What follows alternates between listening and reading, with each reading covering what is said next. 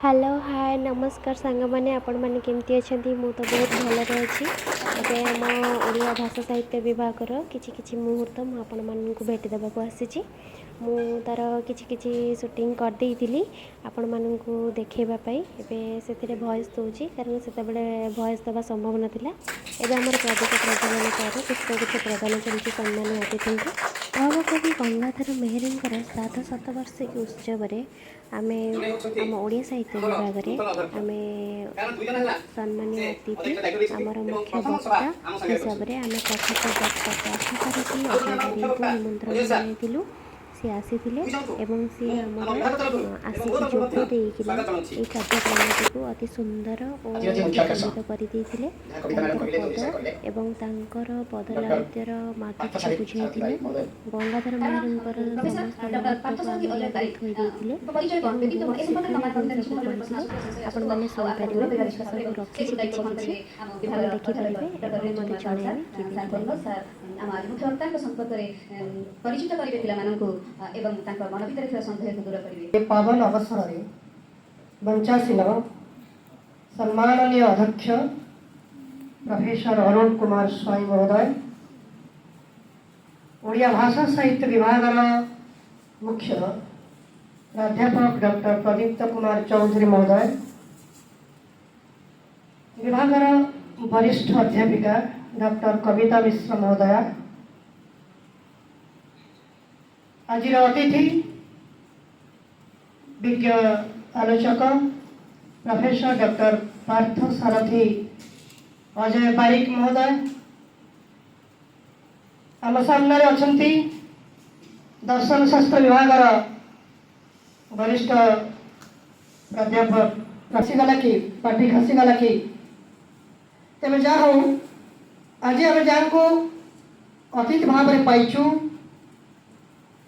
अध्यापक पार्थसारथी अजय बारिक जड़े स्वनामधन्य प्राज्ञ विज्ञ वाग्मी गवेषक प्रवक्ता भाव सारा ओडिशा रे एक परिचय रही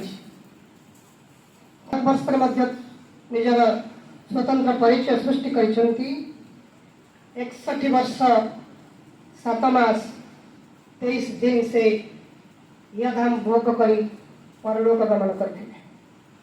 ये गोटे कथा मुझे सूचना देवाई चाहूँगी। गंगाधर मेहर संपर्क में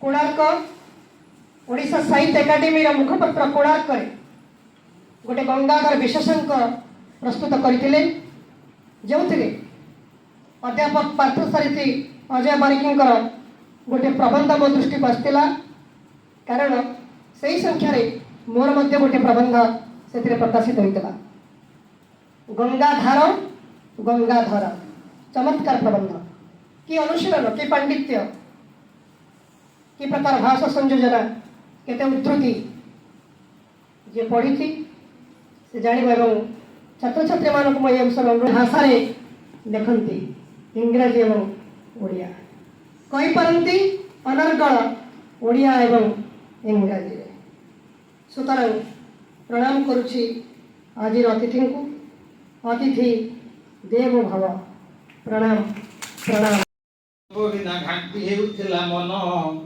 उत्सुक मनर तृप्ति साधिबाकू परिछि मु टेलिफोन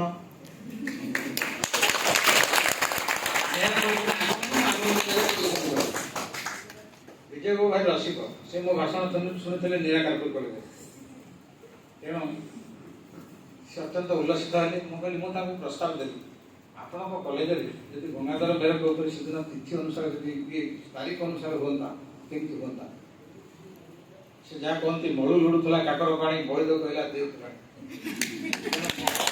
मो सहित पूरा एकमत होगली सारे बढ़िया कॉलेज जे मुख्य अध्यापक ओडिया अच्छा प्रदीप्त बाबू से दीप्तिमंत प्रतिभा विषय में टिके जानी से प्रदीप्त शुभ कर्म बोली आनी देला धर्म समय मर्म तो मन बासना जानी पाइछि दुर्लभ धन କରିବି ତୁତି ସାଧନ ଏଣୁ କରି ସମ୍ବୋଧନ କୂଳକୁ ଆଣି ଅଙ୍ଗ ପରିମଳ ତୋର। କା ଅଙ୍ଗ ପରିମଳ?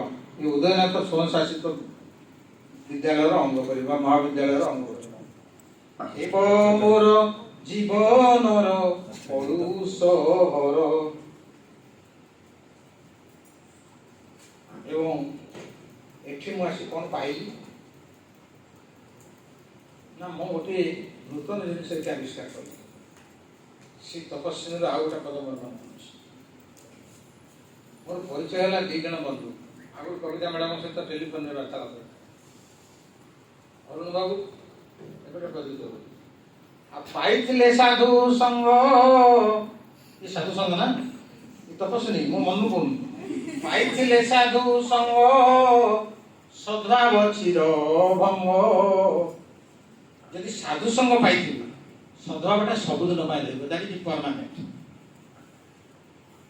ଯଦି ଜଣେ ଖଳ ପ୍ରକୃତିର, ଜଣେ ଅସାଧୁ ପ୍ରକୃତିର, ଜଣେ ଘଣ୍ଟ, ଜଣେ ଚୋର, ଜଣେ ଡକାୟତ ତା ସହିତ ବନ୍ଧୁତା ରହିପାରିବ? ସେଟା କ୍ଷଣସ୍ଥାୟୀ। ଏଇଟା ଜୀବନ ଦର୍ଶନ, ଗଙ୍ଗାଧର ମେହେରଙ୍କ ଜୀବନ ଦର୍ଶନ। ଆପଣ ଭାବିବେ ନାହିଁ ଯେ ମୁଁ ଅନଗଢ଼ା କଥା କିଛି କହୁଛି। ପାଇଥିଲେ ସାଧୁ ସଙ୍ଗ ସଦ୍ଭାବ ଚିର ଭଙ୍ଗ ରହେ ସଦା ନୀଳ ରଙ୍ଗ ଯଥା ଗଗନେ। ଆଉ ସାଧୁ ମିତ୍ରେ ମନୋରଥ କଦାଚ ନ ହୁଏ ବ୍ୟଥ ଏଣୁ ହେଲି ସମର୍ଥ ତା ଦୂରଦର୍ଶନେ। କାହାର? ନାଇଁ ଉଦୟନାଥ ସ୍ୱୟଂଶାସିତ ମହାବିଦ୍ୟାଳୟ। ସେତିକି ଭାଗ୍ୟ ନଥିଲେ ହୁଏ ନାହିଁ। ତେଣୁ ବନ୍ଧୁଗଣ, ଆପଣମାନଙ୍କୁ ବଧେଇ ଜଣାଉଛି। ମୋ ଭଳି ଅକିଞ୍ଚନକୁ ଆପଣମାନେ ଡାକୁଛନ୍ତି। ମୋ ବିଷୟରେ